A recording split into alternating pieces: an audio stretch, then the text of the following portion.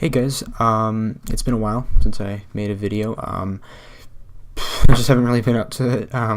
So my apologies for that. But I want to get back into making tutorials again because I feel like they help a lot of people. So today we're doing a melodic dubstep loop. I haven't done one of these loop videos in a really long time. I mean, I only did one, and that was for Future Bass, and that got the most dislikes I've ever gotten. Whole 2 dislikes. Yeah. I don't really have a huge following, so I mean, I don't really care anyway. But anyway, I just thought maybe, hey, I could redeem myself with a melodic dubstep, melodic dubstep loop. I'll show you guys how to make that. So I'm gonna play it for you guys. It's pretty cool. I think it's really cool. So here we go.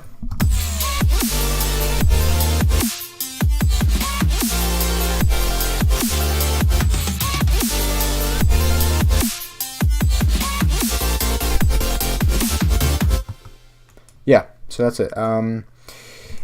It was pretty fun to make. I fucking love this, and I'm as you can see, I'm working on a build-up, but I just thought maybe I could get this out and show you guys how it was made before I continue working on this, because there's a lot more to do. I don't know if I probably am gonna turn it into a whole song, but I guess it really just depends how I feel. I do have another melodic dubstep project I'm working on too.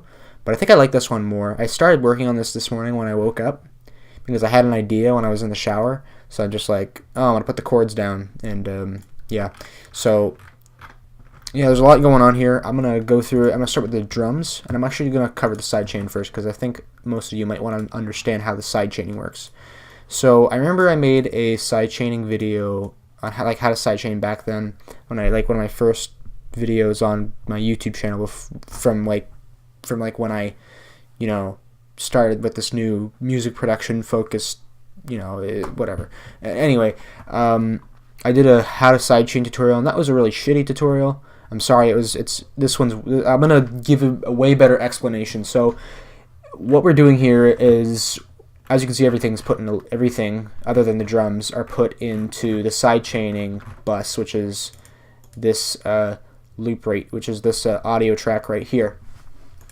And what has on this audio track, there is a plugin called Shaperbox, which costs, well, I'll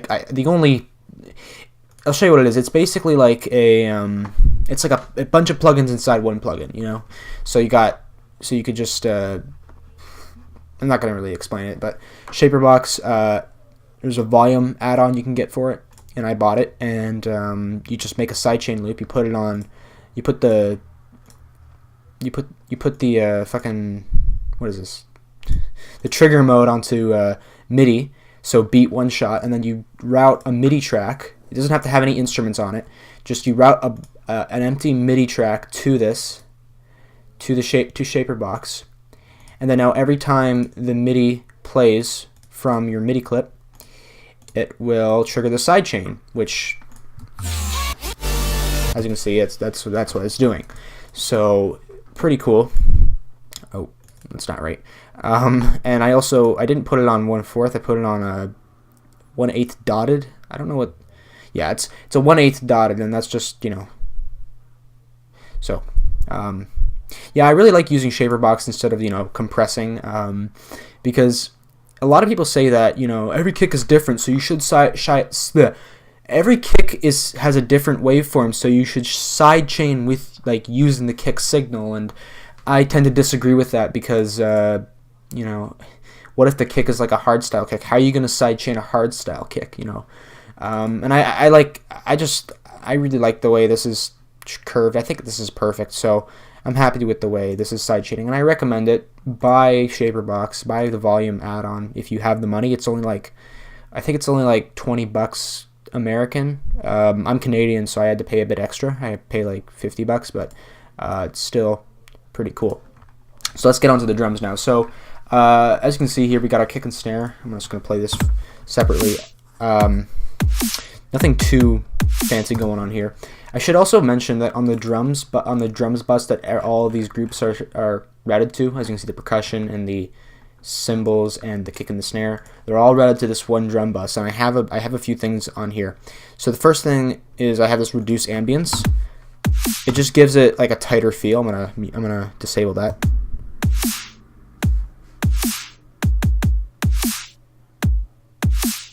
Just gives it a tighter feel. That's what I like. And then we have this EQ on here, which is just cutting down on 500 hertz. I learned this from Virtual Riot on one of his live streams. With your drums, with all your drums, you should always make a notch at 500 hertz. Maybe this one isn't. Maybe this is a bit too harsh, but it helps. It works for me because 500 hertz is where all of the frequencies from your main instruments usually end up. So it's good to cut away from the drums in that, you know. So really helpful. And then we have a glue compressor just to glue everything together. Of course, that's why they're called glue compressors. Brightness needs to go up a bit. So for these samples, I use Terror drums because I love Terror drums. Yeah, I bought this off of Academy FM. So if you have Academy FM membership, buy this pack. Totally worth it. So much you can do with it. And then there's also, as you can see, we have the snare. And as you can see, we have a reverse snare on here. Nothing too fancy. So that's pretty cool. So let's get onto the cymbals now. Cymbals, again, nothing special. I guess this is a pretty basic. I first of all, I used a hi-hat loop because I was too lazy to make my own.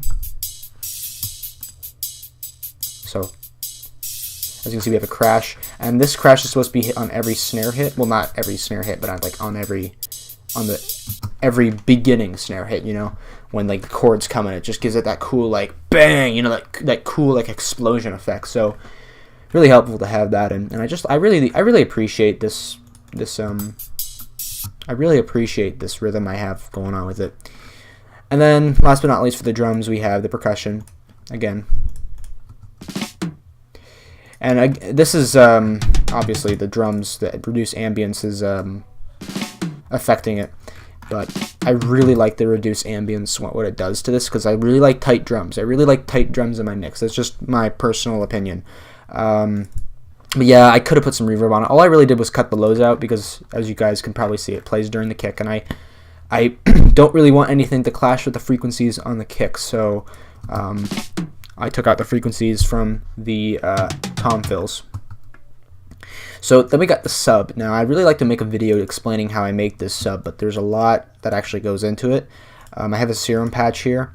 Let's just open up serum. Fuck, my computer's really slow, but thankfully I'm getting a new one. So anyway, we got a basic shape, 2 triangle waves, and with the second oscillators boosted up a bit, but the volume has gone down. The only reason why you do this is so it gives it some more harmonic value. And that's all I really did. I added a bit of distortion, but not too much. Then we got a sausage fattener, and we got a warm-up lows preset that comes with Ableton. And then we have your EQ cutting out all the, you know, clicking frequencies, I guess you could say. And then we got a compressor just to make it, you know, stay at the same volume, or at least try to make it stay at the same volume, you know. So pretty cool. So now we going on to the synths. This is going to be awesome. So I really enjoyed making these synths. First of all, we got the lead here. This is the only modulation, like, well, I have a bit of other modulation, but this is where the most modulation occurs in this loop. So what we got first of all is we got an endless smile on here. We got endless smile doing its work. This is just to like give this washout effect. So when the lead is not playing, it gives it some reverb. It's a really nice effect that it always gives you, you know. It was a good. I learned it was a good way to give some ear candy to your track. Same with the vibrato. I have a vibrato effect if you haven't noticed, and that can be done through Serum. It's very easy to do. All you really need to do is you need to get an LFO, and you need to go to the matrix. You need to go to the source, select an LFO, and then select master tuning, which can be found under global, and it's right there. And then just set the value to 1, and make sure this is on bipolar mode, and then set the auxiliary source to the mod wheel. So, or maybe if you can put it to a macro if you want, but I just found it better if it was on a mod wheel. I don't know, it just seemed right to me. And then it gives it that vibrato effect, and you can trigger it when you want to, so that's really cool. And then we have a pitch bend. I didn't really need to go down 12 semitones to have that pitch bend, but it's just a habit, I guess, because every time I do a pitch bend, I always seem to want it to go down. I always seem to want to like have the lowest and max value always be at 12 semitones. It's just a habit. But again, not too much else on here. And I should also explain the patch I have going on. I should save this because I really like this. But we got this basic saw with a mirror mode. I always love the mirror because I can't explain. It obviously, as you can see, it reflects the waveform onto two separate sides, and it just always seems to get this cool tone. Let me show you a difference. So this is with the with the mirror mode. It gives it like a really metallic, I guess you could say it's a really metallic vibe. So now we got a bit of hyper on here, not too much, because again, if you you crank the hyper, it makes it like go all over the place, really phasey. I don't like it. Then we have a bit of size just to give it some more room, and then lastly a multi-band compressor. So not much else there. We also have the EQ boosting up the highs a bit. As you can see, it does a lot here, and I also cut out some frequencies so it's able to, it won't interfere with the chords as much. And speaking of the chords, let's go on to the chords. So I'm also planning to do a video explaining how I made these. There's actually a lot going on here, and I really like this patch. I made this yesterday, and I plan to release it in a in a future bass, or I don't really think it's going to be a future bass in the end, but it's in a sample. I'm in a preset pack someday, and that's why I already named it and gave it a whole bunch of like different macros and stuff. But I'm gonna make a video. I'd really like to make a video explaining how I made this, but it's like the more like the idea and the how it works, how it works behind the scenes with a super saw. But as you can see, we got 16 voices on each oscillator. Oscillators be boosted up an octave, and then we have the sub doing we have the sub oscillator on. This is just doing a basic saw wave. Obviously, you can't change the unison or change all this other stuff you have here, but it still helps give it a. It helps give it another layer. It helps give it another layer on it, and I just kept it, where it was. And then also we have some white noise. So in the effects tab, we got some hyperdimension, of course, not always too much because you don't want to mess up your mix. And we got some multi-band compression, EQing, just EQ out the lows, and we got some reverb and some delay. Nothing too special going on there, but it's still an amazing patch. I added on some more shit in here. As you can see, I added a saturator, and this is just to make it sound a bit more fuller. As you probably know, a saturator, like it brings out more harmonics. So I set the frequency to around 600 hertz, which is around here, and that's where I want the frequencies mainly to be. So then you boost it up a bit with a drive. I don't want to do it too much because if you can hear, if I do it like 6 decibels, it just distorts the hell out of it. So I just want it to be very subtle. I really could just put down the dry and wet, but I don't know why I didn't do that. So then I EQ'd out some resonating frequencies, also the highs, because the highs are being taken up usually with the lead. So I just kept it down here, and yeah, not too much else. And for those of you who don't know, why am I using 2 compressors? Well, the glue compressor is just so I can put the soft clipping onto it.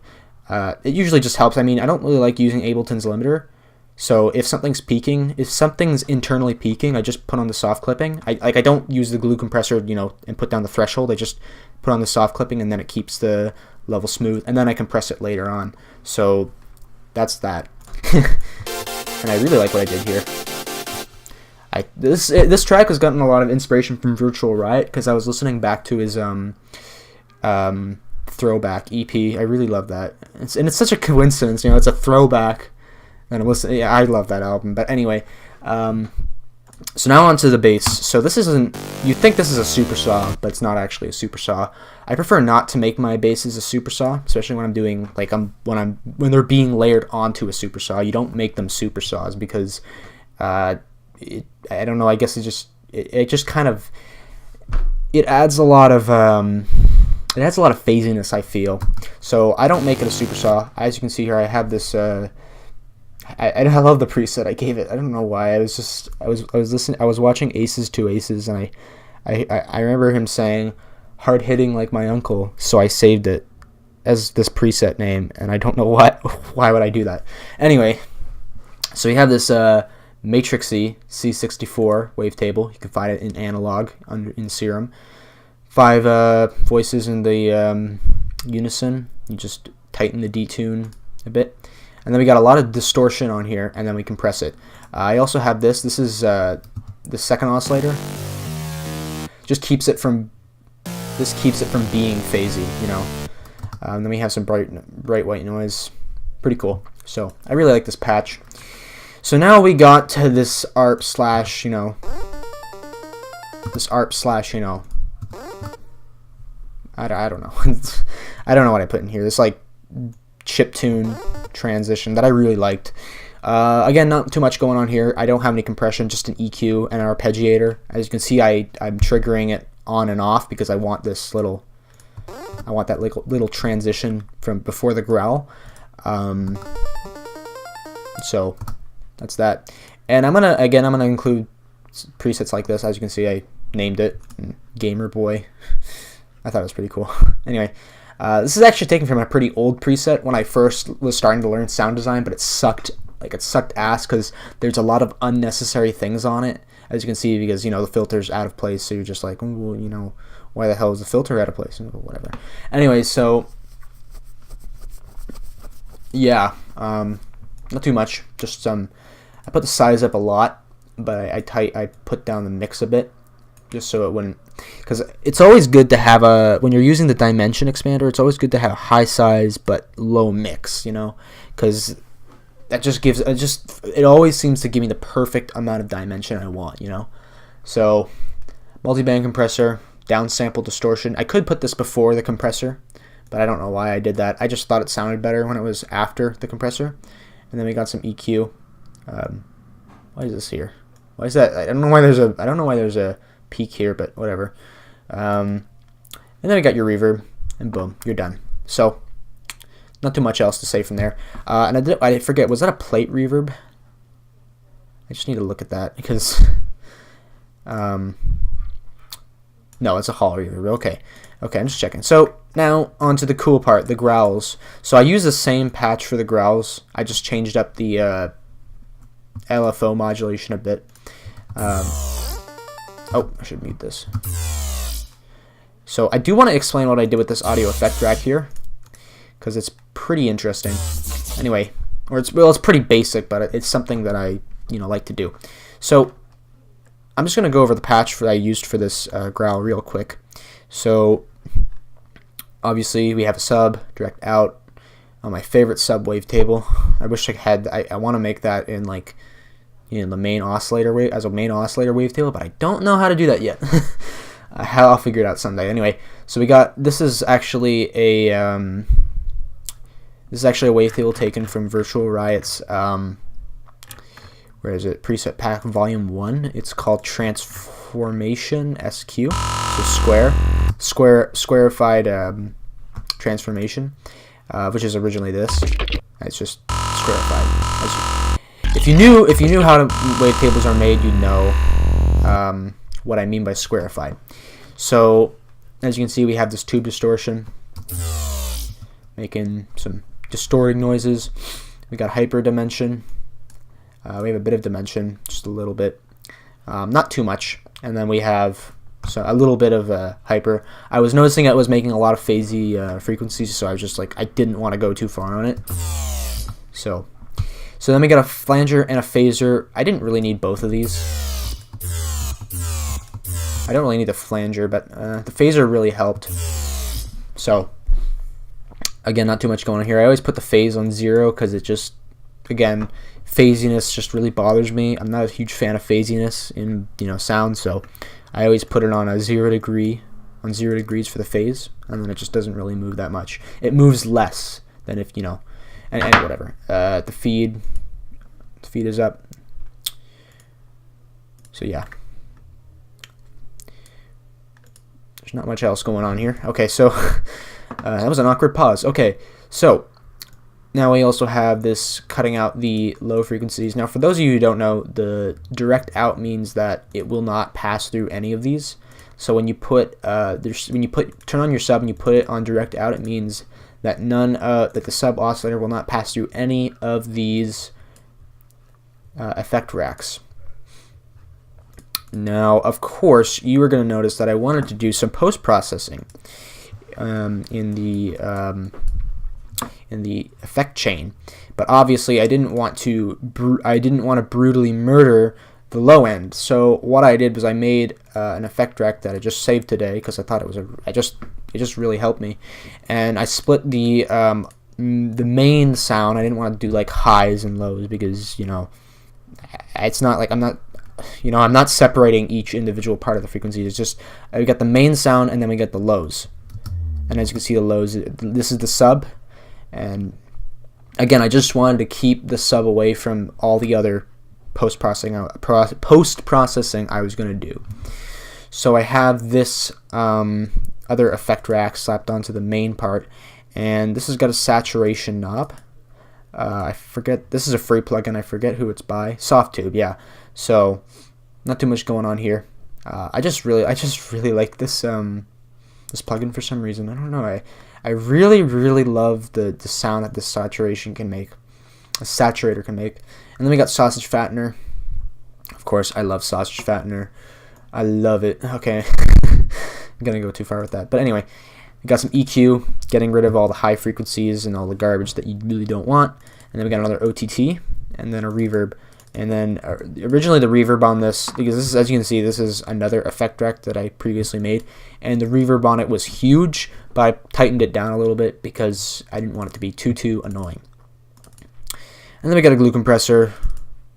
Again, just have the soft clipping on. I'm not doing any actual compression with the glue compressor, just making sure the volume stays under 0 decibels, and then I compress it afterwards. So that's all nice. And as you can see, I should stop soloing the main. But as you see, all I'm doing here is I'm just changing the modulation up a bit, and that's all fine and dandy. So there's two more things. All we really got here is we got a guitar. It's a very subtle guitar, and I got this from a pack from Cymatics called Rage Heavy Metal Guitars. And it's very subtle in the background. I don't know if you could hear that. It was originally a bit louder, but I guess after I put like the amp and the reverb and this EQ, it just kind of sat back in the mix, and But I think it's just a nice little addition in the background, so there's nothing too bad with that. And so you see some EQ and some compression. I should cut the lows out of here. I don't need those. And then last but not least, we have this sample. This is my favorite Hey sample, or the best Hey sample I have. I use this a lot, but I don't know. It comes with Vengeance. It's one of the most popular Vengeance samples I know of. And I love it. So. And I don't have anything going on here. I didn't even cut up lows, because there's no need to, So I should also mention, yeah, this is not mastered. I did master it earlier, but I messed up on something. Probably gonna master it again soon. But anywho, so yeah, that's my melodic dubstep tutorial loop tutorial. Sorry, this is my melodic dubstep loop tutorial, and I hope you guys enjoyed, and I hope you learned something. I'll try to go more in depth with some of the sounds that I made later on, but without any further ado, thank you guys for watching, and I will see you in another video. Goodbye.